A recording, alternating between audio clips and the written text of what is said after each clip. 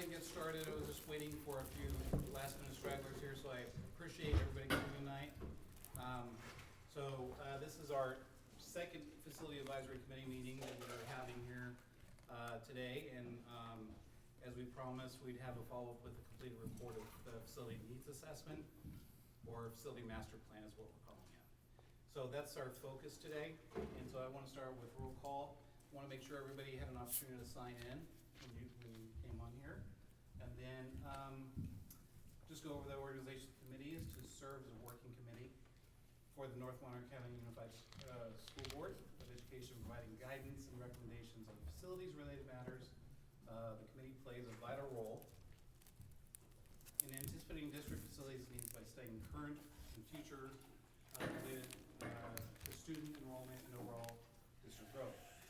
So I want to start with the introductions and what the agenda items are. Facilities master plan presentation. I apologize, the gentleman with K-12 Partners is not here yet. He may show up late. So Angel and I will be going through that ourselves. And then the next steps, we have some introductions of Ms. Robin Garrity with props and measures. And then our future dates following. The reason why we have it set up the way we do is we wanted to kind of brainstorm after we go through the presentation of what your thoughts are as far as needs and wonders. So in other words, after you kind of evaluate what you see in the report, what stands out to you as a need and what you wonder about. For instance, like a new gym or that kind of stuff, or why, I wonder why was it not in there, or that kind of thing. Does that make sense? I think it was likes and wonders, Nathan. Likes and wonders. What is it that you like about what you see, and then what is it you wonder? Okay. As in, like, hey, I like that it has whatever you like, right? And then, gosh, I wonder if we should add. Yes. Right. Like something's not there. Yeah. Great. All right. So with that, I'm going to introduce Mr. Angel Conte. He's our project supervisor for the district. Hi, welcome, everybody. Let me pull up the facility master. You guys have all copies of facility master plans? We have a few copies. Anybody has one? Now we're gonna put it up here, but we do have copies available for all of you. The facility master plan actually came up as a project that was presented to the board, and they approved this to be able to give us a roadmap of where we were at as a district and where we're heading to as a district. One thing that we had discussed as we created this facility master plan is that we didn't want a nice big packet that we were going to be holding in the shelf for 5 years and then at some point realize that it was out of date. We wanted to, once we got approved, we want to be able to hit the road running on this and start taking on those projects, start looking at the needs for the district. One thing, as we've mentioned before in the previous meeting, Nathan, you've been here about a year and a half. I'm around 8 months here. So being new to the district is it's a challenge, but it's a great opportunity. And one of the things that's highlighted on this facility road master plan is, once again, it's a roadmap on where we want our facilities to go. So that was the origins of this. Aside from just we wanted a roadmap, it is also it is a legal document where the district does need to have an updated facility master plan in order to be able to seek state funding, state funds, and to be able to access those resources from the state. So it is needed to be updated. It is needed to be compliant for those values. This facility master plan we were able to work with a group called K-12 Advocates. It's a group that has worked many years. It's all comprised of CBOs, superintendents, district facilities directors. So we just wanted to make sure that it's somebody that's been in our spots, been in our positions, been in our schools. There's actually connections for those people that have worked or been part of this community as well. So that's why we're excited that it's not something coming from somebody that has never been part of our community or part of our within our industry. So it is that it was comprised by there was a couple of sections of it, and it started with community input, well, site administrator input. I know that we have one principal, but we were, as administrators, we were able to meet with administrators. We did that at every site, whether it was a principal, whether it was a VP, their teachers, their classrooms. We were able to visit sites to be able to look at the facilities, classrooms, grounds, everything. So it was something that we wanted to actually look at all the sites individually, give some time to that sites. You look at what they see as administrators. What did they see as in their priorities? What did they see as needs? So that's where this is how this master plan came about. After that, I mean, you're talking about,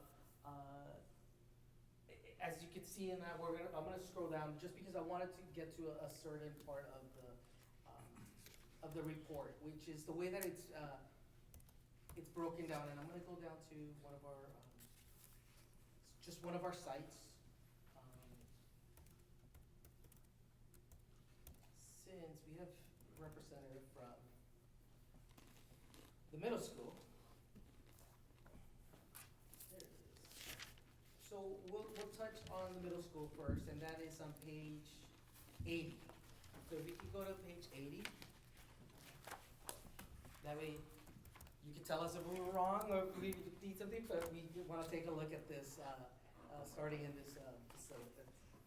So with Monterey, the middle school, one thing that we do is we do a very nice way of cleaning up the existing plant. We want to make sure that we see every facility in different ways. One, the existing plant, the site itself. Let's say we remove every single classroom from it. What is the site and what are the needs for the site itself? Another side of it is now going to be the classrooms. So we wanted to break it down, what the classrooms are. As you can see, we have a nice description of everything that's there. This is very informative, not only for our, for what we have there, but also for a lot of the, I apologize, a lot of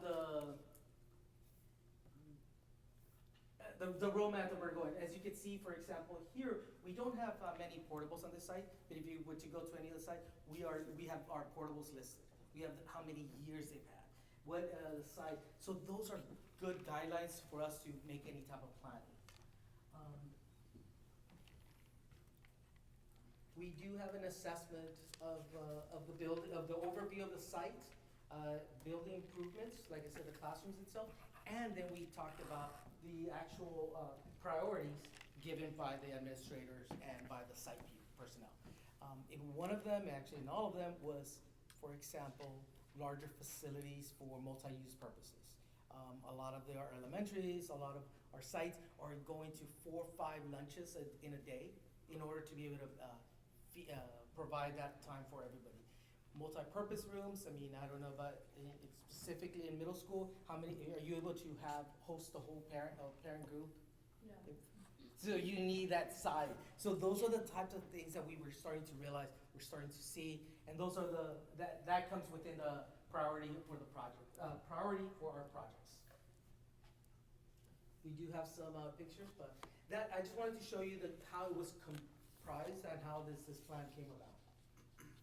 So, one of the other things that they kind of use as a barometer or a measured value kind of thing, when they created the priorities like install HVAC systems, address key deferred maintenance needs, upgrade and expand key areas and so forth, it's also not just taking in what they're hearing from the community, but also just putting, boots on the ground, so to speak, and being familiar and looking and seeing the existing conditions of all things.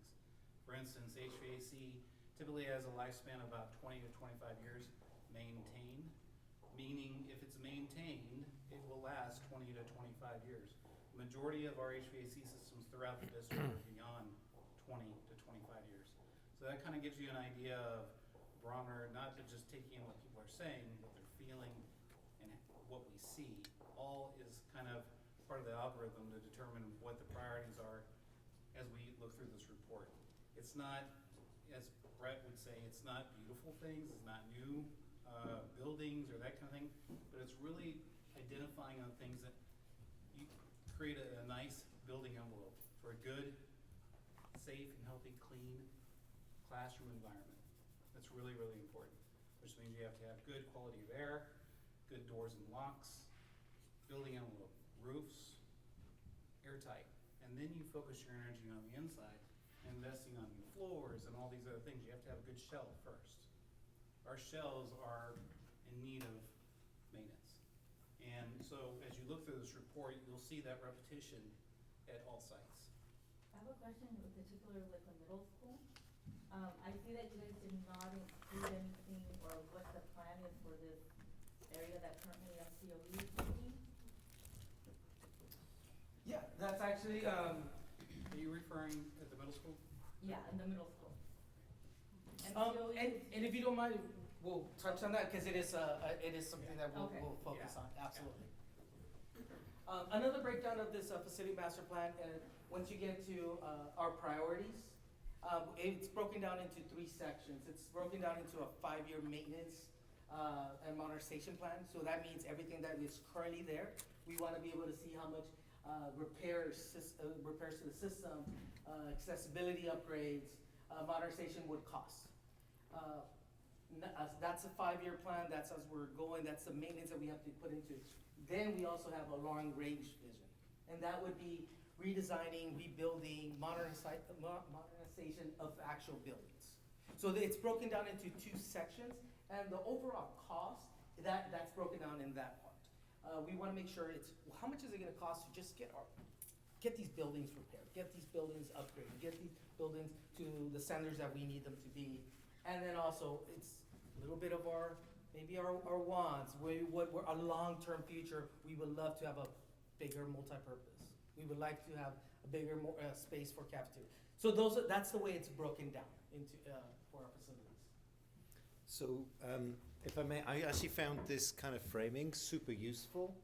So in every single school, I find this to be kind of go-to page. So if you like, okay, what should I look at? You should look at this page for each of the schools, broken down into 2 areas. Number 1 is 5-year maintenance and modernization. So just as Angel said, the stuff which we've already got, what do we need to do to have it up to standard? Not talking about anything extra, just what we have already. So at the middle school, it's going to cost about $12 million just to have what we have there currently up to standard. That's what I call fixing the holes in the roofs, right? Getting the HVAC to flow again, making sure that everything's good. The next piece is, now what would we need to do to actually then have it even better by adding more things? What more things would we add? That's in the long-range vision, which here at the middle school would be about $6.5 million. So then you might think to yourself, well, gosh, what do you get for that 12 million? What do you get for that 6.5 million? Could you take us through, guys, where we would go to find that breakdown? Yes.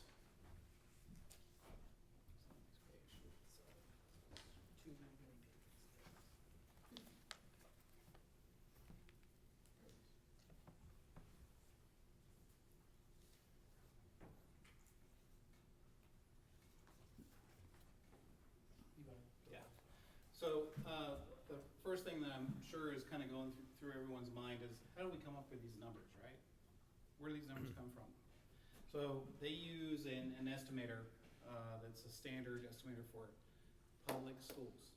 You know, public schools pricing is different than a private school because we have prevailing wages that we have to abide to, and we have to make sure that we're building the buildings that are safe for our students, that is kind of a little more robust rather than standard construction for earthquake standards and so forth. So that's all kind of part of that figure that you're seeing there. That is a current number.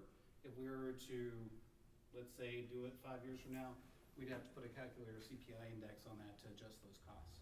That's current cost today. So as you look through this, you'll see that it's kind of broken down the cost that Dr. Turkey had referenced as what we need now and how do we build in the future. What we need now, for instance, is like expand public parking, replace replace or repair existing fence and gates, path to travel for ADA compliancy, hazardous waste material, HVAC improvements. Again, this is all kind of building envelope stuff, HVAC, student restrooms, windows.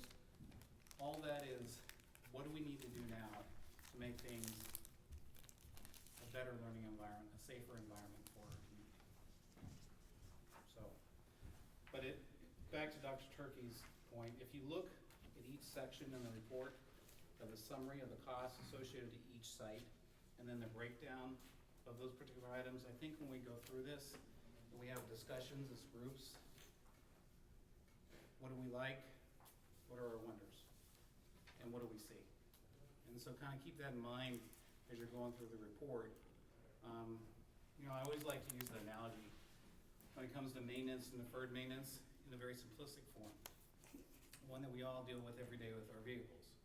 If you don't do the maintenance on the vehicle, what happens? The engine seizes up and you can't operate it. You have to change oil, you have to change the transmission fluid, you have to check the belts, you have to get the AC checked. All these things are required. You have to do the smog check, right? All that stuff, if you don't do it, guess what? Your warranty isn't good on your new vehicle. It's no longer valid. They won't do the work. A building is no different than a car. It's just a lot more bells and whistles that need to be addressed. And so if you look at that in that analogy, like maintaining a car, the building is no different. It's just 10 times more. So as we move, we're not there yet, but as we move to our activity, when we talked about the likes and wonders, our list, and when we talked about what do we like that might be in it, this is the following pages, page 86, 87, and 88. That's where we're gonna get those lists from. That's where we're gonna get the items. Those are the items that it's being calculated of what we should upgrade, what we should modernize. So that's where we could look into it and see, okay, we might have missed something. We really like that we have. For example, you mentioned the parking lot. We talked about the parking lot at middle school in this area where the current MCOE preschool is, converting that into a parking lot that is accessible for all the teachers. It makes it a space. We've all been at that school. There's a lack of parking. So those are the type of items. That's where we're getting those from. So as we move on to when we move on to our activity, those are the lists that we could decide. If we like that things that are in there, maybe we're, I want to say missing things, but we wonder what if we would enter something else. So that's how we can help out, and that's how we bring in, as a community, bring in our input of where we would like this roadmap to go.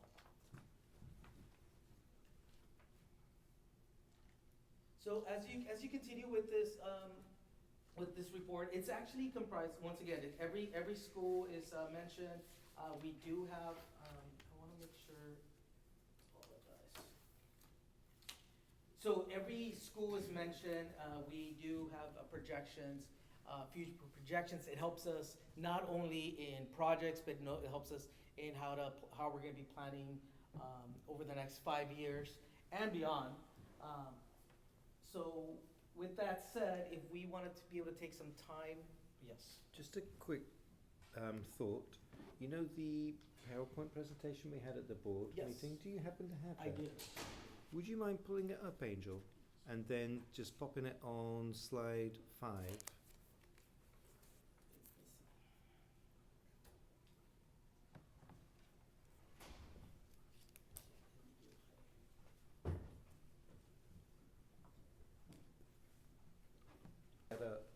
There's a couple of key points which I want to point out from the Facilities Master Plan, which he'll put up at the moment. And the first one is we have significant need across the district. Okay? When you look at page, I believe it's like page 88, something like that. It'll give you, actually I'm going to, probably isn't 88. Let me take a look at what the exact page is in that document. If you look at page 5, it gives you an overall cost. Take a look at page 5. What's the cost that you see for the 5-year maintenance plan? What cost do you see there? 88,414. 88 million. Oh, million, I'm sorry. I'm like No, 88,000, that would be wonderful. I'll take it. I'll take it. 88 million. What number do you see with the modernization?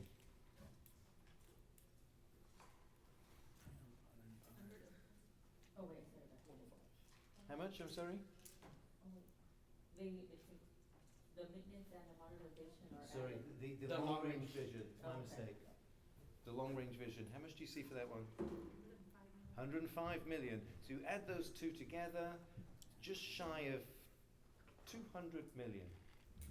Okay? 200 million. So the facilities master plan is essentially saying, hey, school district, for you to get your facilities where you actually need them, it's going to cost $200 million.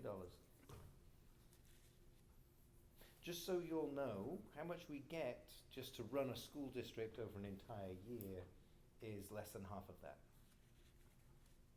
Okay, so what you'll see is significant facility needs.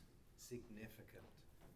Okay, this is not something which we are going to be able to fix in a couple of years. And we're just being upfront with everybody and the community. If anyone asks, hey, can North County fix this in a few years? The answer's no. Right? What this needs is an ongoing strategy, and it needs us as a community and us as a governance board and superintendent to take a stance and say, this is something which we're going to do long term. We know this is not going to get fixed in a few years. However, if we ignore it, it's just going to get worse. Okay? So, let's go to the next slide, please. In terms of the priorities, there's a bunch of priorities. And we're going to start with the things which kids need. Upgrade and replace aging HVAC systems. Clean air. Having classrooms which are the right temperature. Sounds like a basic, right? Sounds like a basic. The cost of that, I believe, is around 40 million across the entire district, right? It's a lot of money. Core site infrastructure, campus safety and security, maintenance and modernization needs, the portable replacement strategy. Our portables have been there for probably more than 20 years, and they've aged out, essentially. Everyone knows our campuses, right? You've walked around our campuses. If you go to any of the elementaries, I was at Prunedale this morning, okay? You go take a look outside any of those portables, and you look at the ramps and you say, okay, they're corroding, right? You look at the gutters and they're broken off. You look at the sidings and it needs paint, and so on and so forth. The cost of those is significant, right? And we can keep on patching them, however, we need to replace them. Okay, those old portables need to go bye-bye, and we need to replace them with either modular buildings or permanent structures, something like that. And of course that costs money, right? But that's what our schools need. Could you go to the next slide? Okay, so you can see the site-specific priorities in there. Okay, so it's by site, you can see what the needs are. Doesn't cover everything, okay? So we used to have a facilities master plan, which would be kind of like what I call the dream. It did not address the holes in the roof, but it did say, hey, you want an amazing space classroom? This is what you'd need to build. I personally did not find that useful because we have holes in the roof, and we have to fix those holes in the roof first. So, site-specific recommendations and priorities, not everything, but things which are going to keep our kids safe, warm, and dry. Let's keep on going to the next slide, please. Here you can see, again, the sticker price, just shy of 200 million. That's in today's prices. So if we were to fix everything today, it would cost just shy of 200 million. Guess what happens next year? Add 5%. Guess what happens the next year? Add 5%, okay? So the longer that we kick the can down the road, this price tag just goes up, okay? Next slide, please. So, it sounds a little bit doom and gloom, right? But am I telling anybody anything you don't know already? Right? anybody who's visited the campuses knows that our campuses, in terms of facilities, they're not in a good place. We're in the same place that NPUSD was about 15 years ago. And NPUSD got a succession of different bonds, and they fixed up their schools, and it looks pretty good. So other people have done it, we can do it too. It's a concerted effort of the board and the superintendent and the community to say we're going to fix up our schools and we're going to do so right. What's gonna be done to build that trust within the community who, in the past, when something like this happened, what was said was gonna be done was not done? Yeah, that's a really great question. We cannot make up for the sins of the past, right? So for example, saying, hey, we're going to build you a new middle school and not building a new middle school, that wrecked trust in the community completely. And when we went for 2 more bonds in 2017, the community was like, hell no. Why would we give it to you? You said that you were going to give us a new middle school, and you didn't. That completely wrecked trust. The way which I know to build trust is being transparent about where we are and what we need, which is why you see us coming to you tonight saying the need is big and we're not going to fix it in a couple of years. That's just the truth. Now, there'll be members of the community who are all in on this kind of thing. There'll be some members of the community who will say, hey, in terms of a bond, I don't like taxes going up and I'm going to vote no. Okay? We think that there's enough people in the community who would want the schools to be in a better place to get behind this. What I can tell you is that the need is so big, without a bond, we will just be scratching around the edges of this. We won't be able to do very much. It's a good question about trust. I think it's an ongoing thing. Well, I'm just saying, you And- probably have the same voters in 2017 as now, because the community hasn't really changed that much. So that's what I'm asking, Yeah. like, are you gonna? So there is, I mean, we'll talk about it a little bit later. And, you know, we do have a plan to go out to the community, okay, myself and some others, and essentially talk about what we need and talk about what our plan is. We do have a plan around that. There's also going to be a survey going out fairly soon to the community around what's important to the community. And we'll be talking about a bunch of things in here and saying, what's important to you, right? And from that, we will get an idea of the kind of things to put on the bond and being specific around, this is what's going to happen at the high school. This is what we would do at the middle school. This is what would happen at Echo Valley, at Castroville, at Prunedale, at Elkhorn, or at Central Bay, so people know exactly what we'd spend that money on. So it's being transparent, I think. If we go for a bond and we get some money and we have the facilities master plan, we're eligible for state matching funds. Okay, what that means is the state essentially says, hey, if you're going to upgrade the roof, right, we'll match the funds which you're going to put into that. We reckon that for around a $50 million bond, we could probably get about 10 million matching funds. Okay, so that's how much we could get from the state to pitch in. Let's go to the next slide, Yeah. please. Okay, so this is the reality. Okay, significant challenges, significant opportunities, and this is again where I say we as a community, we've got to take the bull by the horns. We've got to go for it. That's what we have to do, and we have to do so with a long-term commitment. That's it in a nutshell. Okay, so now I'm going to just stop. Does anyone have any big picture questions? Big picture questions? Yes. And I'm not sure if it's even tied to it, but for the state matching funds, is that ongoing as long as the bond is approved, or is there like a specific period of time that those So- matching funds have to be spent? So recently, the state came out with what was called Prop 2. Okay, now Proposition 2 was, it was voted in by the voters at the last election. Okay, that was millions and millions of dollars for districts who are ready facilities master plan, okay, and some money to say we're going to fix these things, all right? And you had to put in applications and so on and so forth. That is ongoing, right? However, the money in Prop 2 it's not going to last forever, all right? So we are ready to apply for those funds in Prop 2, and we want to be ready to apply for new funds when they come out, okay? Because the state knows across the entire state school districts we're not alone in this situation, right? And so the state are going to be, we hope, they're going to come out with more things like Prop 2, more matching funds, and we need to be ready for them. That's it. Other big picture questions?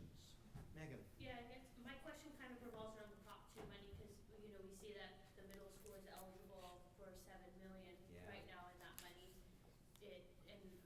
Now that we have a facilities master plan that's been approved by our board, what are the next steps with, you know, applying for that money and prioritizing which things need to be spent on that money, timeline there? Sure. So one of the next steps is having meetings like this, is having the questionnaire survey which goes out to the public, okay? What we have is a bunch of priorities. What the facilities master plan doesn't do is say, do this first, do this second, do this third. That's up to us. That's up to this community to work out. Now, the middle school is in a particularly good position because the middle school is eligible for more matching funds than any other school, right? So starting at the middle school makes very good sense. What's the timeline on, like, when we have that money eligible to us? Like, are we looking at summer projects to start working on with that 7 million? Or Robin, is do that you want to jump in Sure. here? I can jump in here. You have to pass the bond first. for the eligible? Yes. Okay. So those are eligible matching funds. So they're gonna give you money when you match and say, we have this money to put in the pot. And the state will say, okay, you put that money in the pot, we'll meet you there. Okay, Because we don't have 8 million correct. to do that. Put in with. the pot. I love pots. Those are how we sort. This is, can I just jump in? Yeah, Is that please. okay? Yeah, do you want to introduce yourself, Robin? I'm Robin Garrity. I work with school districts, with fire districts, library districts, cities, counties, so municipalities to prepare yourself or district to place a measure on the ballot and try to give your district the best opportunity possible for passage, to win. Don't like to lose, very competitive. And so, as Dr. Turkey said, there are steps. There are lots of boxes out there. I thought that was I had a great visual from that statement. And so we need to line those up sort of in an order that best suits the district and prepares the district for making some decisions. And so I have to work backwards a little bit. The deadline to go place a measure on the ballot is August 7th, 2024. That means following that day, no more can be put on the ballot. That will seal the deal. Before then, the board 2024? will. Pardon me? 26. Oh, Did I okay. say 2024? Yes, I was like, wait, yes. 26. I'm just. Why are we wasting our time? Not too long. Yeah. Good point. No, 2026. I'm Okay. stuck in 2024. I Okay. don't know. I just did that the other day too, so apologies. We need to be moving forward, 2026. Yes, August 7th, 2026. And prior to that, so from here to then, Dr. Turkey referenced a survey, and the district has contracted with a scientific firm, a polling firm called True North Research, and they are going to field a scientific feasibility study that will assess from voters, local voters, residents within the district, whether or not they would support such measure, a $50 million bond measure. They will ask questions about how do you feel about the economy? How do you feel how the district is doing? How do you feel about, right, we've talked about, I heard you mention about past sins. You can't fix those past sins. But what do they think about the current district leadership, right? So we're going to ask those questions, and those questions are going to be asked of a group of voters that are likely to turn out in November. So not everyone here will be called to participate. You have be a voter in the district, and you have to be a voter that will likely turn out to vote. So if your neighbor is registered to vote but hasn't voted in 10 years, they won't be called, right? We want to know who, from people who are engaged in civic duty, engaged in, are you going to vote? They'll even ask, are you planning to vote in November? And you have to say yes, and you say no, I don't vote. They'll move on to the next person. So gathering input from engaged citizens, okay, that will help us give us an answer of, are we past those past sins? Have we moved on from those past sins? That will be helpful to us. I like to say red light, green light, yellow light when we get that polling back, right? A bond takes to pass is 55% threshold. If the community still feels that this district hasn't paid for its sins and doesn't know enough about the new district leadership, and the number comes in of support at 40%, let's say. I would say that odds are that's probably a low bar to reach 55% between now and November, and we need to do a little more work. And that tells the district that, okay, we need to do some communication. They need to do a little PR between now and 2028, perhaps, right? Let's say those numbers come in at, 60%. This is great. Okay, we're going to dot our T's, cross our I's, dot our I's, cross our T's, and communicate and share information with the community about what the plans are to use that money for, right? We're going to set that up, and the district come May, June, will adopt, the board of trustees will adopt a measure to place on the ballot. Let's say the numbers come in 53 to 57. That's kind of right in the middle, right? Do we, don't we, do we, don't we? We'll talk about doing some outreach to your community. Dr. Turkey, the team will go out and talk to communities, right? In each community, you don't just have one little town. You've got several little towns that you need to get out and start talking to people. The more people that can help tell the story, that's very helpful, right? In the coffee shops, in the grocery store. Yes, sir? And you could possibly ask unions and people for endorsements, right? Absolutely. So the endorsements come after the board has taken action to place a measure on the ballot. That would be an independent advocacy campaign. That will be very important to do after August 7th or once the board has taken action. That would be another conversation with me down the street at the coffee shop, not here on district property, because the district can't spend any money on an advocacy campaign. They can't say, here, vote yes. We can't talk about that here in the library, but we can talk about that down the street, right? Important to send some mailers. We know that we need to meet residents and voters where they are. You're all educators, and in the education community, you would agree that students learn differently. Yes? Right? Not everybody learns visually. Not everybody learns being talked to. And so we need to do it in both ways. We need to send mailers. We need to have one-to-one conversations. We can even do some digital media. You have an active Facebook and Instagram community here. We can put information out to folks to share information. And the most important piece that is probably different from the last administration is being transparent. Offering an open door to come and have conversation, right? This is your roadmap. Love that word. It's a great, this is the plan. Do we have $200 million to fix everything? We don't. Will we come November?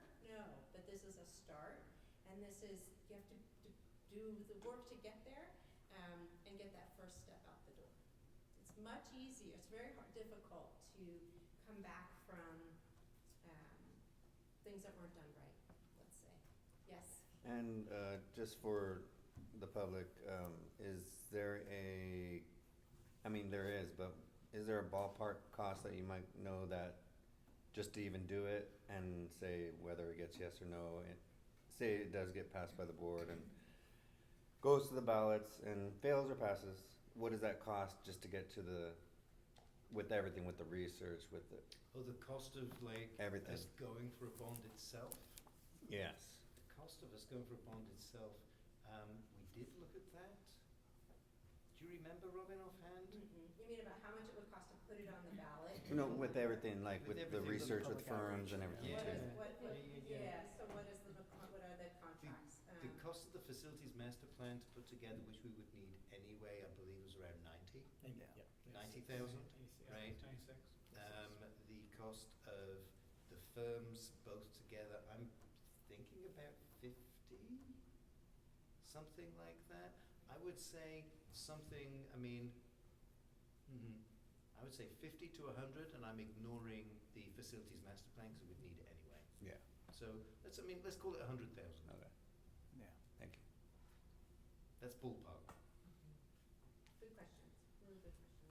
How much it would cost the district, we'll have to pay to put the ballot, the measure on the ballot, but that depends on however many other measures are on the ballot or activities are on the ballot with the registrars, the county registrar, and that comes down. Yeah. Robin, thank you. Yes. Appreciate you diving in. Yeah. Do you have a question? So, I have a question. I'll be the Debbie Downer. sure, you go for it. Without naming specific projects, this is my way of thinking. You have a small project that's been, and I've spoke to you about it, started July 1st, and there was a plan July 1st, and it was supposed to happen. If the district cannot get a simple, small project done in a timely manner or at all, without using general fund money, how is the district gonna be able to implement this 5-year plan if something simple with the current administration was not able to take place? Sure. So Now, I if- do know what you're talking about because you and I talked Yes, the other so day. that's kind of like my feeling, I am a community Sure. member, I am an active voter, so Yeah. if you don't know how to fix something simple that's $20,000, that it's not affecting the general fund, it's state money, if you Yeah. can't handle a simple project, how are you gonna be able to handle a 5-year plan and $200 million? Like, what is, and this is the current administration, Sure. so that's kind of like my gut feeling, to be honest with you. Yeah. You can't handle a small project, how are you gonna handle a big project? So first of all, I want to thank you for the question, right? Yeah. It's a legitimate question, Mhm. and it could be a question which many people think and feel, right? As in, you're looking at the broken window, right? And you're like, that broken window's been there for however long. Somebody put in a work order, however long time ago, 2 work orders, 3 work orders, and we still have a broken window. 8 months later, and it's. 8 months later, and it's still Yeah, whatever, yeah. broken, right? The window or the playground or whatever the thing is, right?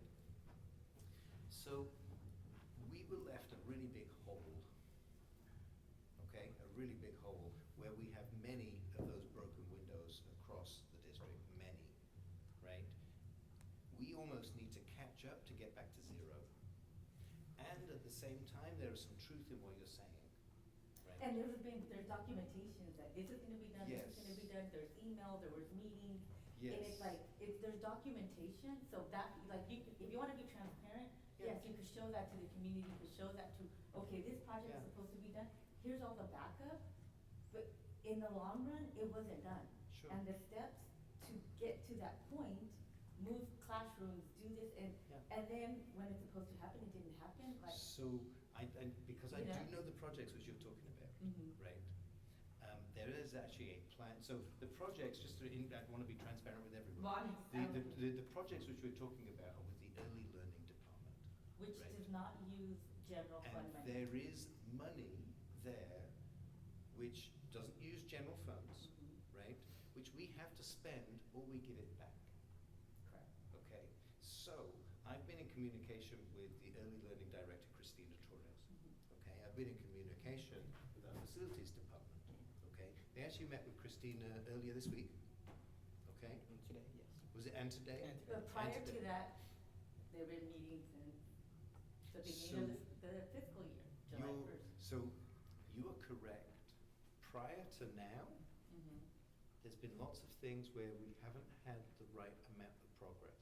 And I don't want to stand up here and say we have, Correct. but I know that we haven't. Okay? I know that we need to do better than that. Yeah, so if that small So- project cannot be done, imagine a $200 million project in 5 years. So hear me out. Mhm. So first of all, I hear you, Mhm. and you're right. Okay? And we're working on things right now. So I want you to think about those projects which we're talking about. There is a plan for them right now. There is a plan for that classroom over the spring break, okay, to get done, right? There are plans for the playground and so on and so forth. Now, you have every right I'm shake your not gonna head. It's not gonna happen. You have every right to shake your head and say, I will believe it when I see it. Correct. And that's fine. Like I And said that's before, fine. And, same but, wording, different administration. and until you see results, Correct. I understand. Okay? What we're here for, and you can hold us responsible for this, is providing the results. So, keep that, I understand, right? My Keep calendar. that, all right? And then let's talk by the summertime. It's too late. Funds has to You be know, okay, before June 30th. there is, have you heard this Chinese proverb, which goes something like, the best time to plant a tree was 5 years ago. No, but The next best time is right now. I can't solve what was done either in the prior administration or with this administration 6 months ago. I can't go back and say with Christina and the facilities guys, hey, we need to get on this and do this now. But I can do it now. And again, just in full transparency, did we have a conversation about this recently? Yeah, totally. Yes. So now is the next best time. So we're going to plant the tree now. I truly understand your kind of cynicism around it. Okay, hold that. That's fine. Right? Hold it. Right? But what I ask of you is, let's see what happens within this time period. Because I believe we have until June 30th to spend those funds. correct. Yeah. Okay. So give us till June 30th. Okay? Keep an open mind till June 30th.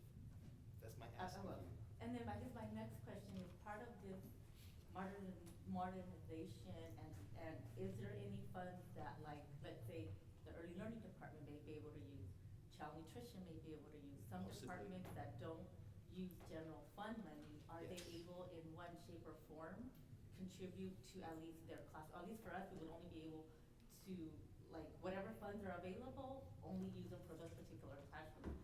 Have you guys, So as we move forward and get certain matching funds, the way which we match them could depend on what we do. I'm going to take the kitchen for an example, right?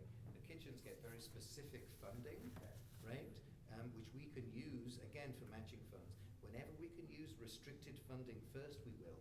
okay, We will always use restricted funding before we use unrestricted. okay. Yeah, yeah. And again, I really want to thank you for bringing up the question. I don't want anyone here to think, oh, I've got a question, but I can't ask it. Or I have an opinion, which might be unpopular, I can't. If you're thinking it, other people are thinking it too. Okay, so Yeah. thank you. Mhm. Okay, are there any other kind of like big picture questions before we go into giving you a little time to dive into the facilities master plan and then give you a little time to talk about it with table mates and then come up with a like and wonder list?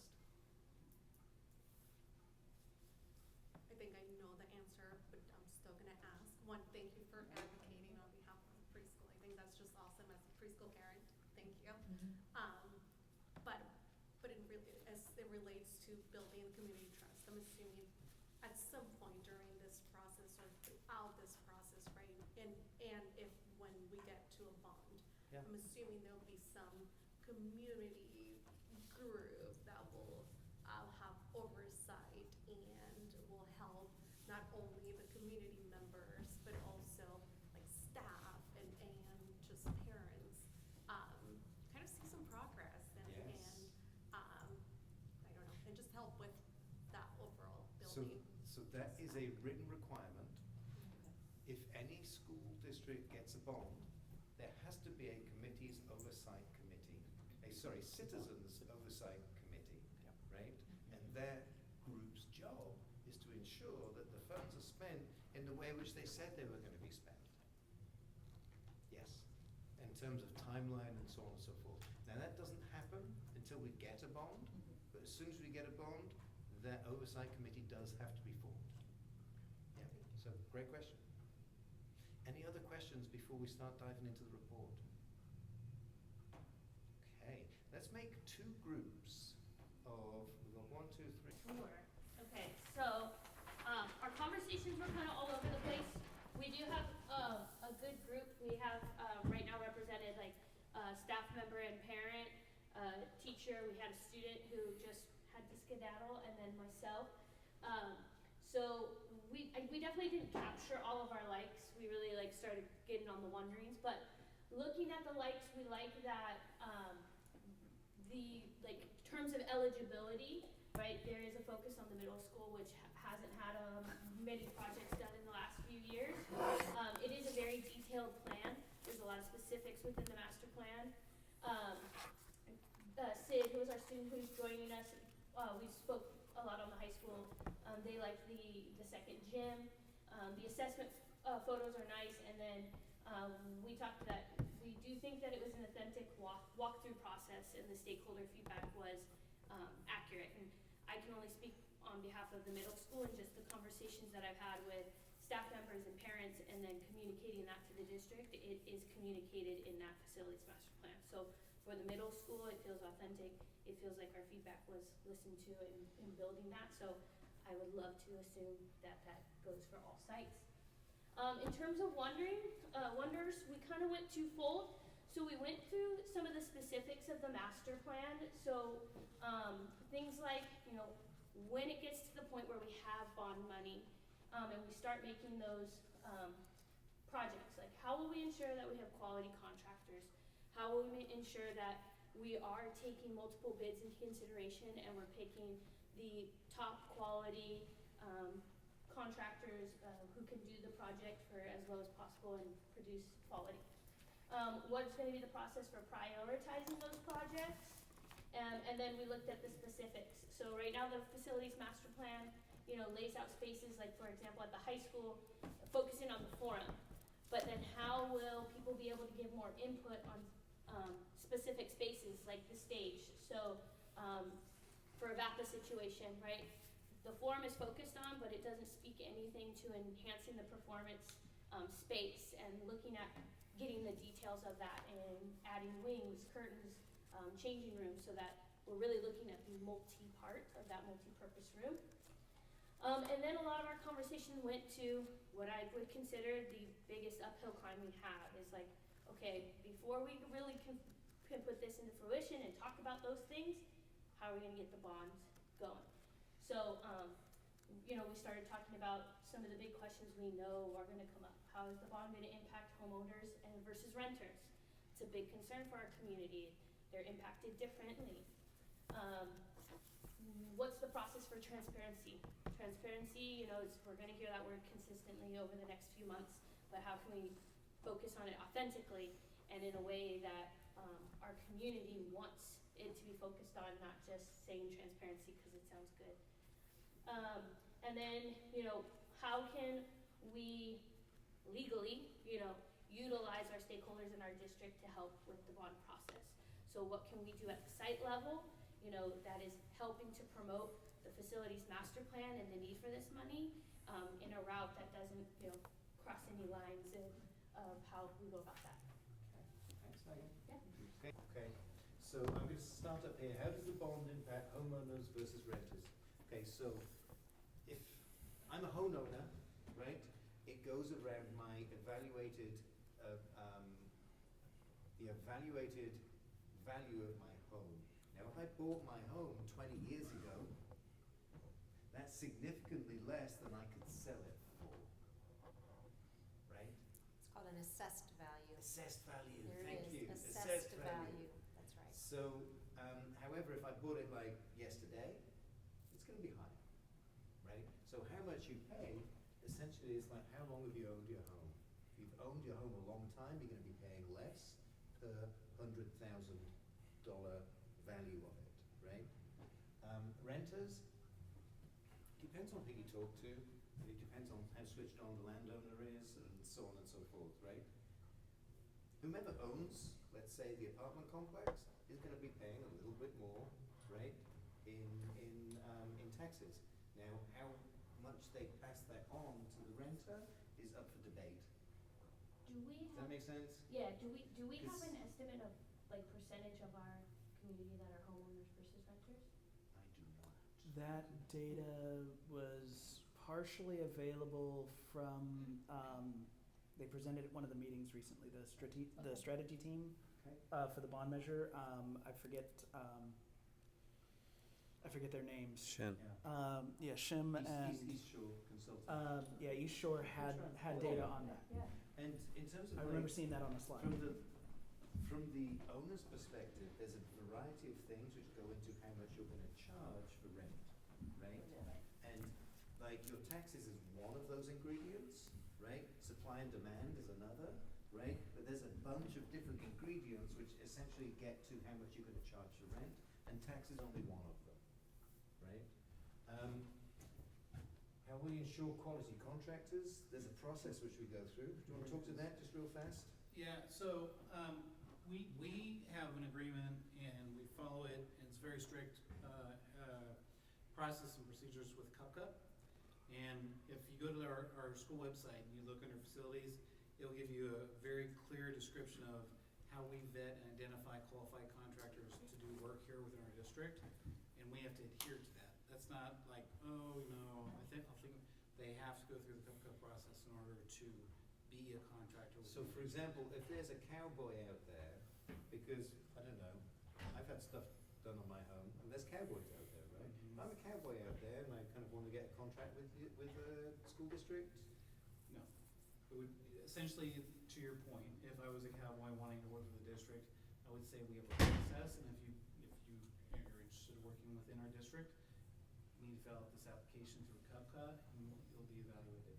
I think that question was geared more upon,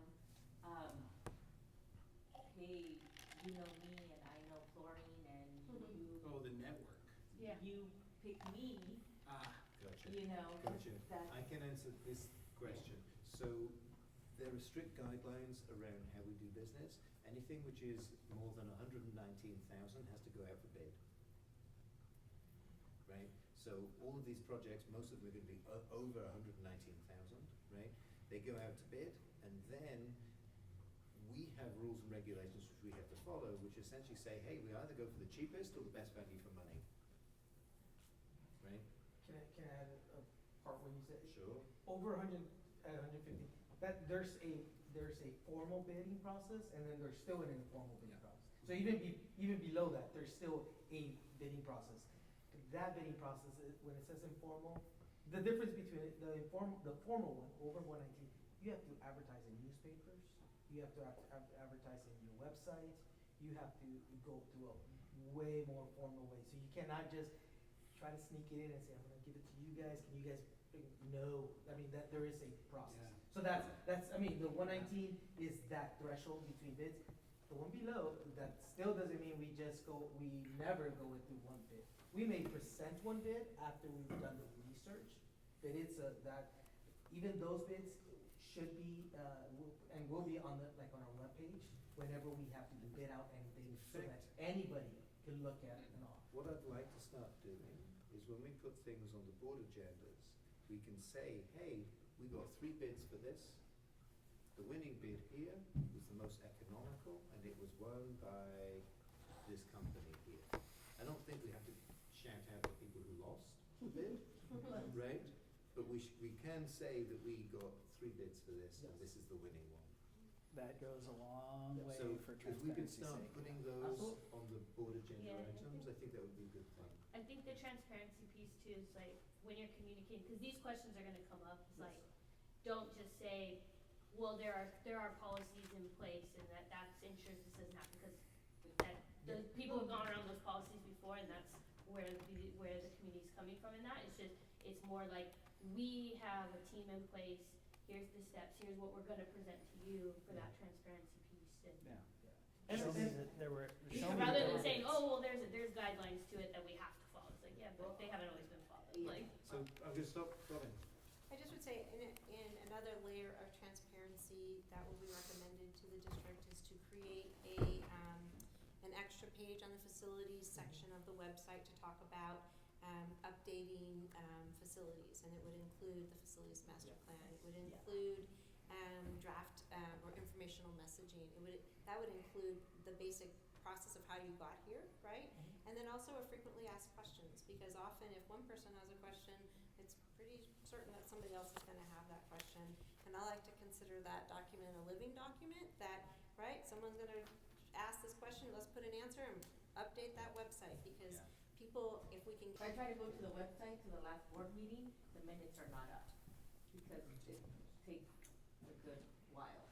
So when that happens, is it gonna go directly into that, I forgot, I think it's called Download or It's something in like that? Gannett. Or is it gonna go under the facilities and maintenance, There will always be the minutes of the board meeting in the board in the board? agenda. And then, but the bids would be in the board agenda or on their side? The bids would be in the board agenda. Okay. Yeah, but I think in terms of the frequently asked questions, that's a great thing to put up. And if you keep on going through here, the process for prioritizing projects, okay, that is through input, right? There's a lot of projects here, right? Staff, when you ask staff or people who work in our buildings, they'll say HVAC, right? When we go out and ask parents, they may not say HVAC, because they may not know, right? But in terms of the process for prioritizing, a lot of that is gonna come from the survey questionnaire which goes out, right? When we ask people, hey, what are your priorities, voters? Because I'm gonna be really blunt, we need the votes. We need the votes. So let's say, if we on the inside are saying, hey, HVAC, that's where it's at, right? But Joe Voter over here is saying, we want a fence, I'm making this up, we want a fence around the high school. And if you don't give me a fence around the high school, I'm not voting for it. We give people the fence, right? You've got to give the people what they want as well as what we think as well, because people have got different opinions. And we need that 55% vote. Okay, so where do the priorities come from? It's going to come from the survey, and it's also going to come from this group here. This group here. At future meetings, we are going to look at that survey. Okay, we're going to look at the results of that survey. We're going to be asking you, the people who are on the committee, what do you think? Well, everybody, what should our priority list be? Okay, so it's going to come from input. Process for transparency. I think all the things we're talking about now are good, right? And I think kind of like doing things with the board agenda items, saying, hey, how many quotes we've got is good, right? Yeah, let's keep going. If people have got thoughts, yeah, Sandy. Just like one thought, and I'm not sure how this would even work, but just kind of thinking and brainstorming. What at some point during the bond process would lease back be able to help as we're building community trust, so that community members, employees, you name it, whomever, could actually see type of work that's happening, obviously through a very vetted process of choosing the right construction company and such. But that I think, open any way whatsoever, like, and it may just be a very broad question, I know, but well, I think just a wondering. lot of the oversight, the Citizens Oversight Committee Mhm. does have a lot more, I mean, that actually should not be limited to that group, Mhm. because it's viewed and everything from the construction of bidding, then it goes into the public SMQ. So I don't know if that's what you mean with the help with Yes. neighbor access? And also so that the community could actually see that projects are being worked on, you know, whether it's obviously most likely when students are not there, but I mean, there's school districts that are, you know, putting in, I don't know, like fields, and students are there, and so it gives that, it just helps with building trust. Showing You've the seen department. those big spanners or big road signs that says your bond dollars at work. Yes. And so at each school site where there are dollars being invested in, a banner on the front fence to say, thank you for supporting Measure A. Projects being completed here are, and they could be a short little list of the three. Social That media. is super helpful. Yes, like I wonder if there's right in the middle. a connection connection here to how we can help the bond process get started at the site levels. I have a couple of thoughts, but please jump in if you think I'm right or wrong, right? And, you know, one of the thoughts is be transparent with your community at the middle school around what needs working on. Show people the facilities master plan, right? Do so in a very transparent manner, as in like the needs are significant and we can do this with concerted effort. And it's not going to be done in Ray, a couple of Do you know where years. this is? And Is this we a need a go? bond, Prindle? right? And show people, I mean, literally walk people around the middle school and point at stuff. Can this be at the school site, like in a binder with like sheet protectors or something, you know? And, I mean, just like at a binder, that way, if they, let's say. Communication board at the schools. Yeah, Put like, a copy of it up there? It's a good yeah, idea. that way, I mean, not, you know, they're like, oh yeah, go online and look it I up. just but wanna make mean, sure, this we're way- taking notes from all of these great ideas, because I Yeah, want to make Christina's sure we're taking not, notes. perfect, good. Yeah. 'Cause I don't wanna lose them, it's all Yeah. right. If you put it at a site and have it for like sheet protectors could probably get like, Yeah. like messed up. I mean, just look, that way they could, and you could even put like a tab, Castroville, whatever, you know what I mean, each site, that way they could just look at it. I love that idea. Okay. Having that available in the office for people to Yeah, every time look I've been to through. the school, I always check the communications Yep. board to see what the latest board notes are. Especially like at a waiting area, And we can like have a it, Yeah. preschool we have it in location, English if I'm and in looking at Spanish, this. we can have both available. Yeah. Great, great idea, I love it, I love it. I'm gonna come back over here, we will be able to see improvements comes to the forms backer situation. Again, this kind of depends on the kind of prioritization of projects, right? There's so many competing projects, and would it be a great project? Yeah, I'd love that project. Yeah. Okay, I'm gonna leave that there for this team. Bury the sins of the past. Largely, on our likes, the fact that the HVAC system is at the top of the list feels very pointed to me personally, because I've been banging that drum for 4 years now. The timeline of what a 5-year plan does actually look like some realistic goals, and it also speaks to accountability. I keep on this page here, this right here, it's Perndale. That right there tells a story of what Perndale's going through, right? And seeing that means that as I see that get fixed, the next time I'm up at Perndale dealing with something, that right there is accountability that I can visually point to and say, yeah, look, they got the paint done, right? Megan and I have talked about the paint chipping up and around the roof caps at the middle school. Let's splash some brown paint on it, guys, come on. So, yeah, looking at the immediate repairs is also fantastic in looking at the stuff that, the biggest fires to put out right now, the things that are actively hurting our students and delaying our staff in really putting forward the best quality education that they can. On the wonder side, that's where we spent most of our conversation, because each of us here at this table has a long history. And now we have Sandy to grace us with her presence as somebody who's brand new to the district and seeing it for the first time in a lot of ways. So looking at the difference in perspectives. Ray brought up a great idea of the cost effectiveness of renovating or redoing existing portables rather than demolish and bring in fresh ones, even though we all like the Motel 6.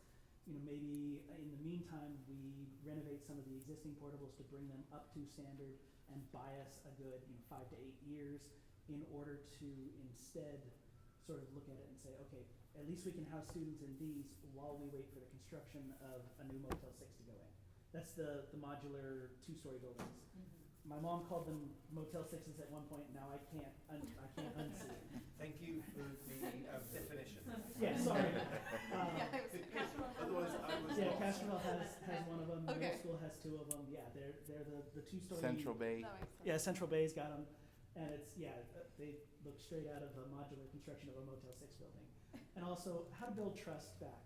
You know, most of the people who have spent time with the district are shy about giving trust again, and we really do have to admit we have a almost entirely new board. We have an entirely new team leading at the helm of this. And yes, while we still see there are some issues that keep cropping up, it might be time that we put some trust and allow for, okay, show us that you are not just talking. Because we've seen it at the board meetings. We've seen it at the school sites. We've seen where it's a lot of talk that, you know, we're gonna fix this, we're gonna fix that. But we gotta let you walk it to show us if you're serious or not. And that's gonna be where we're trying to you know, finally bury the past sins. Because, I mean, I'm hurt just as much as everyone. I lost my home, my second home, when Moss Landing closed down. That is a deep and personal affront to me. We were promised a new middle school, we didn't get it. It's time to stop being sad and salty over that and start trusting that maybe we can move forward cautiously. Because we've been bitten. I mean, but we need to start moving on from that. So, most of our conversation was taken up in the wonder portion, specifically about those goals individually. Thanks, Eric. And we'll just give a window into a conversation we had with the team over here, right? Which is, I mean, Sandy, I mean, Robin started this conversation, right, around if each of you could tell, coming away from this meeting, what this is all about. Okay? Could everyone here tell a friend